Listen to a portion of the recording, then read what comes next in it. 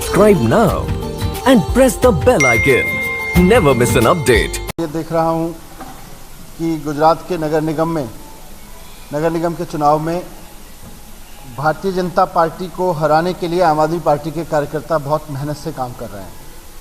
सभी बूथों पर चुनाव लड़ रहे हैं, सभी सीट्स पर, और सभी सीट्स पर पूरा पैनल लेके चुनाव लड़ रहे हैं। मैं ये भी देख रहा हूँ कि गुजरात में नगर निगम में निकायों में लगभग पिछले 25 साल से भारतीय जनता पार्टी शासन में है। भारतीय जनता पार्टी ने पिछले 25 साल के शासन में गुजरात के अपने अपने शहर के लोगों को क्या दिया है, उसकी बात करो तो लोग कहते हैं साहब कुछ नहीं दिया। नगर निगम में सरकार बनाई, नगर निगम में लोगों को, बीजेपी के लोगों को चुन के भेजा, तो उन्होंने ना जो नगर निगम के काम हैं स्कूल पे काम किया, ना उन्होंने प्राइमरी हॉस्पिटल्स पे काम किया, ना पानी पे काम किया।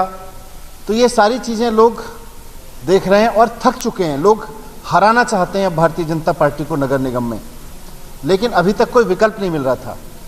विकल्प के रूप में बार बार लोगों के सामने कांग्रेस थी, और कांग्रेस की स्थिति अब ये हो गई है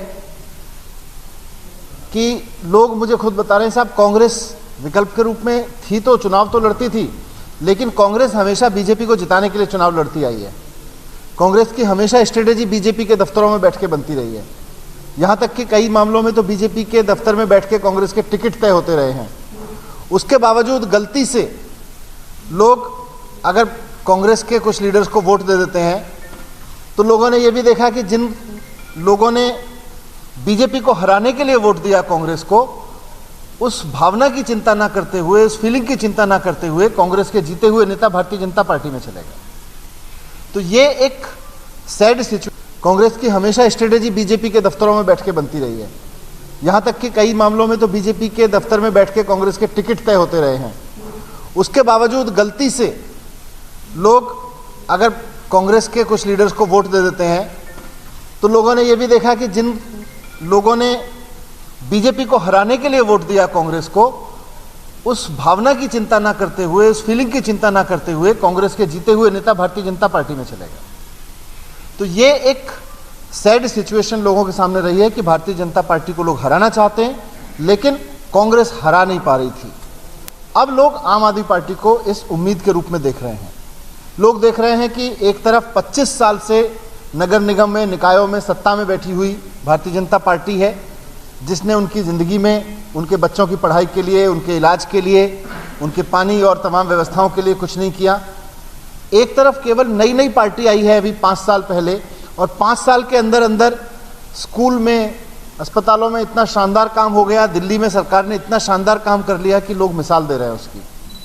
आज दिल्ली में केवल 5 साल में सरकारी स्कूल ऐसे हो गए हैं कि लोग अपने बच्चों को प्राइवेट स्कूल से निकाल के सरकारी स्कूलों में डाल रहे हैं। आज दिल्ली में केवल 5 साल में, पिछले 5 साल में ऐसा हुआ है कि प्राइवेट स्कूलों की फीस नहीं बढ़ने दी गई। 5 साल में केवल ऐसा हो गया कि 24 घंटे बिजली मिल रही है लोगों को, और 70% आबादी को तो फ्री बिजली मिल रही है। उनके घर बिजली का बिल 0 आता है। पानी शानदार हो गया है। महिलाओं के लिए फ्री बस टिकट हो गया है। पूरी दिल्ली में कहीं भी जाइए, कितनी ट्रिप करिए, 24 घंटे महिलाओं के लिए बस यात्रा फ्री हो गई है। ऐसी और बहुत सारी चीज़ें हैं, मैं सबका जिक्र नहीं कर रहा, लेकिन लोग ये देख रहे हैं कि अगर 5 साल में अरविंद केजरीवाल जी दिल्ली में ये कर सकते हैं, तो भारतीय जनता पार्टी ने 25 साल नगर निगम में हो गए, यहाँ क्यों नहीं किया, राजकोट में क्यों नहीं किया, अहमदाबाद में क्यों नहीं किया। तो आज इसीलिए बहुत समर्थन मिल रहा है जनता का चारों तरफ से, और लोग आजिज़ आ चुके हैं भारतीय जनता पार्टी से, उसको हराना चाहते हैं। आम आदमी पार्टी बहुत शिद्दत से यहाँ चुनाव लड़ रही है। हमारे सभी साथी कार्यकर्ता, मैं मिला हूँ, कल भी मैं मिला सभी कैंडिडेट से, आज भी यहाँ कार्यकर्ताओं से सुबह चर्चा हुई है, दोपहर को आके बहुत उत्साह में है जनता के रेस्पॉन्स से। और मैं भी आप सबके माध्यम से राजकोट की जनता को, क्योंकि मैं विशेषकर राजकोट में हूँ, अपील करना चाहता हूँ कि एक बार आप केजरीवाल जी को मौका दे के देखिए, आप भारतीय जनता पार्टी और कांग्रेस दोनों को भूल जाएंगे। आपको इतनी शानदार गवर्नेंस मिलेगी, ईमानदार राजनीति का इतना बढ़िया मॉडल देखने को मिलेगा कि आप कांग्रेस और बीजेपी दोनों की राजनीति भूल जाएंगे। बस यही मुझे आपके बीच में रखना था। आप साथियों के कुछ प्रश्न होंगे तो उनके कुछ बहुत सारे लोग ऐसे हैं कि जो यहाँ से नहीं मिले बीजेपी या कांग्रेस से नहीं मिली वो आपके यहाँ आ जाते। बहुत सारे लोग ऐसे भी है, इसके ऊपर कोई न कोई प्रकार के केस भी चल रहे हैं। तो क्या आप स्क्रूटनी कर रहे हैं? ये पूरी स्क्रूटनी कर रहे हैं। सभी के लिए दरवाजा खुला नहीं है? नहीं, ऐसा नहीं तक के लिए दरवाजा खोलते हैं। इसलिए मैंने कहा ट्रिपल-C हमारा है। ट्रिपल-C फॉर्मूला में हम सबको आउट कर देते हैं अगर किसी के ऊपर कोई आरोप कैरेक्टर और कैरेक्टरलेस हो, तीसरा क्राइम, क्रिमिनल, कैरेक्टर और करप्शन। राजकोट डिस्ट्रिक्ट में भी बहुत सारे ऐसे हैं। बिल्कुल, तीनों केस चल रहा है, उसी ने आपका कांटेक्ट किया है। तीनों चीज देखिए, केस चल रहा, किस तरह का केस चल रहा है वो भी देखने की जरूरत है। मेरे ऊपर भी बहुत केस चल रहे हैं। आप देखोगे तो मैं तिरंगा लेके तिरंगा यात्रा निकाल रहा था तो दिल्ली पुलिस ने डेडली वेपन लेके लगाने की धारा लगा के केस किया हुआ है। बट देखिए, कैरेक्टर, क्राइम आदमी जानता है कि गुंडा टाइप का आदमी है, जनता जानती है। तो हमारा फंडा क्लियर है और हम जिस तरह की राजनीति के करने के लिए आए हैं उसमें जो लोग आना चाहते हैं उनका सबका स्वागत करते हैं।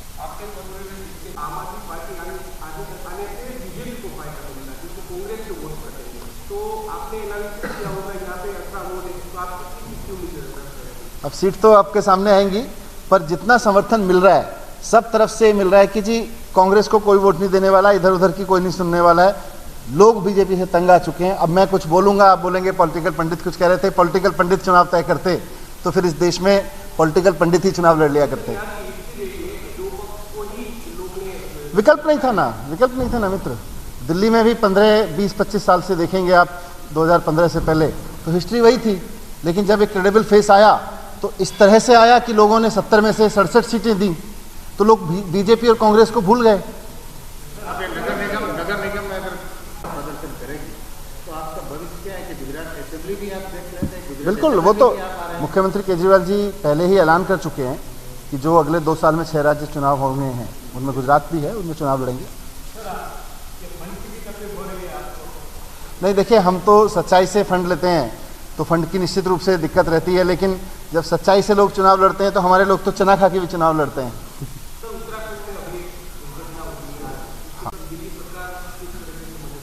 नहीं, दिल्ली सरकार की तरफ से भी जो भी मदद की आवश्यकता होगी, अभी तो मैं भी लगातार खबर पे नज़र रखे हुए हूँ। वहाँ एक हाइड्रो प्रोजेक्ट को बहुत नुकसान हुआ है। जानमाल का कहाँ कितना गाँव में नुकसान हुआ है, कैसे हुआ है, अभी मैं भी नज़र रखे हुए हूँ। बाकी हमारे टीम वहाँ ऑफिसर्स की भी नज़र रखे हुए है। जिस भी तरह की मदद ज़रूरत पड़ेगी, देश के लोग हैं, हमने हमेशा आगे बढ़ के दिल्ली सरकार की ओर से, चाहे देश के किसी भी राज्य में कोई आपदा आई है, हमने मेडिकल टीम्स भी भेजी हैं। चाहे कश्मीर का मसला रहा हो, चाहे बीच में केरल में हुआ था और बिहार में, जहाँ जहाँ भी आपदा कोई ऐसी आती है तो ह्यूमैनिटेरियन ग्राउंड पर हम पार्टी की तरफ से भी और सरकार की तरफ से भी और समाज की तरफ से भी पूरा मोबिलाइजेशन करते हैं। अभी तो वहाँ कुछ आकलन ही नहीं है ना सारी चीज़ों का, किस चीज़ की वहाँ ज़रूरत पड़ेगी। वहाँ के प्रशासन के लोग, वहाँ जो डिफेंस पैरामिलिट्री फोर्सेस के लोग काम कर रहे हैं, उनकी रिपोर्ट्स पे तय होगा। अभी मेरे लिए यहाँ ऐसा कहना मुश्किल है कि हम ये करेंगे, क्योंकि अभी पता नहीं किस चीज़ की वहाँ ज़रूरत है। बट बहुत ही दुखद है, बहुत। हाँ, किसान आंदोलन इस देश के किसानों की आवाज़, इस देश के किसानों को चिंता ये है कि अगर ये तीनों कानून लागू हो गए तो किसानी बचेगी कि नहीं बचेगी। क्या किसान देश का फिर बंधुआ मजदूर की तरह काम करने के लिए मजबूर हो जाएगा? क्या किसान अपनी मर्जी से अपने रेट पर, सरकार के द्वारा घोषित रेट्स पर कहीं फसल बेच पाएगा कि नहीं बेच पाएगा? देश के जिन राज्यों में एमएसपी नहीं है, उन राज्यों में लोगों को नॉर्मली आइडिया नहीं है कि 1800 रुपये का माल 900 रुपये में बेचना पड़ता है। पर कई राज्यों में जहां 1800 रुपये का माल 1800 रुपये में बिक रहा था, वहां उनको ये पता है कि इन तीनों कानूनों के आने के बाद क्या होने वाला है।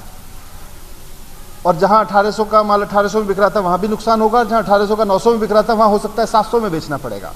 ये बात हम बहुत, जिसके अभी एक साथी ने शब्द यूज़ किया ना, कानूनी पंडित के लहजे से बात करेंगे तो बहुत तर्क दिए जाते हैं, लेकिन किसान इस बात को अच्छे से जानता है। किसान ने इस बात को अच्छे से एनालाइज करके रखा है। किसान भी पढ़ा लिखा है, किसान भी समझदार है, लेकिन पता नहीं किन कारणों वश इतना दबाव में है केंद्र सरकार की, किसानों की, देश भर के किसानों की बात नहीं सुन रही है।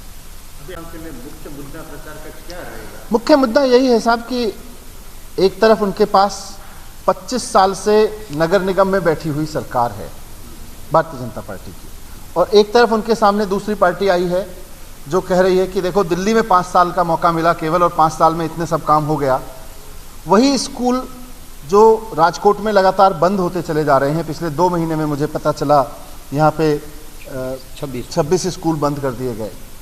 मैं पिछला एक डेटा देख रहा था जो लेटेस्ट अवेलेबल है, उसमें करीब 1000 स्कूल हैं यहाँ पे और 1000 स्कूलों में 2.25 लाख बच्चे पढ़ते हैं, तो एनरोल्ड हैं, जो लेटेस्ट डेटा डाइस पर अवेलेबल है।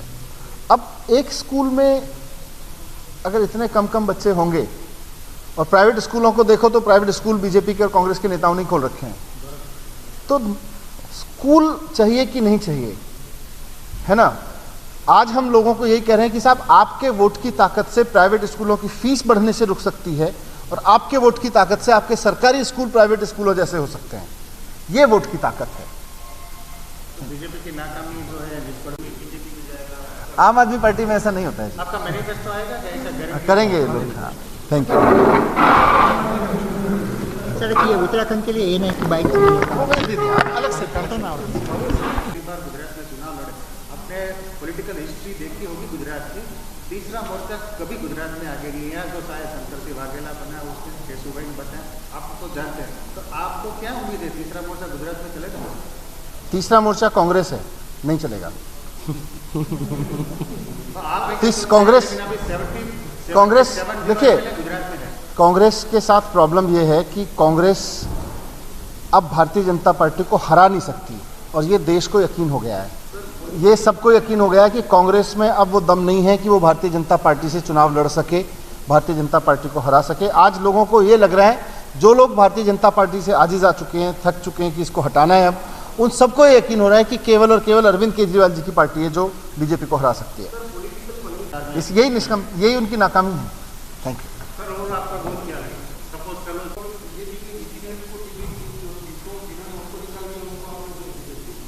देखिए, कोई भी आदमी जो आम आदमी पार्टी की फिलॉसफी में यकीन करता है और जो हमारे 3 सिद्धांत हैं, करप्ट आदमी होगा, क्रिमिनल होगा, कैरेक्टरलेस होगा, उसको हम टिकट नहीं देंगे। उसके अलावा जो आदमी बीजेपी को हराना चाहता है और आम आदमी पार्टी की, केजरीवाल जी की राजनीति में यकीन करके आके कहता है, साथ में जुड़ता है, तो सबका स्वागत रहेगा। यही आम आदमी पार्टी की राजनीति है। आम आदमी पार्टी का एग्जाम्पल है, केजरीवाल जी के साथ जो जुड़ता है, उनकी राजनीति में जो यकीन करके जुड़ता है, फिर वो इस तरह से जनता को धोखा देके भागता नहीं है। दिल्ली में बहुत कोशिश की इन लोगों ने खरीदने की, जब हमारी अल्पमत की सरकार थी और बीजेपी के पास 32 सीटें थी और हमारे पास 28 थीं। बीजेपी को केवल 4 लोगों का सपोर्ट चाहिए था। बीजेपी ने जी जान से कोशिश की, लेकिन 4 लोग नहीं बिके। वो चुने हुए लोग नहीं थे जी, वो तो ऐसे पार्टी में लड़ाई झगड़े तो सबके चलते हैं। गुजरात के कॉर्पोरेशन में सभी सीट लड़ रहे हैं ना। हाँ जी। तो अभी नेक्स्ट में कोई अरविंद केजरीवाल आ रहे हैं, ऐसा कोई प्लानिंग में है? अभी अगर अरविंद जी को समय निकल पाया तो जरूर आना चाहेंगे वो, क्योंकि दिल्ली में किसान आंदोलन चल रहा है। Subscribe now and press the bell icon. Never miss an update.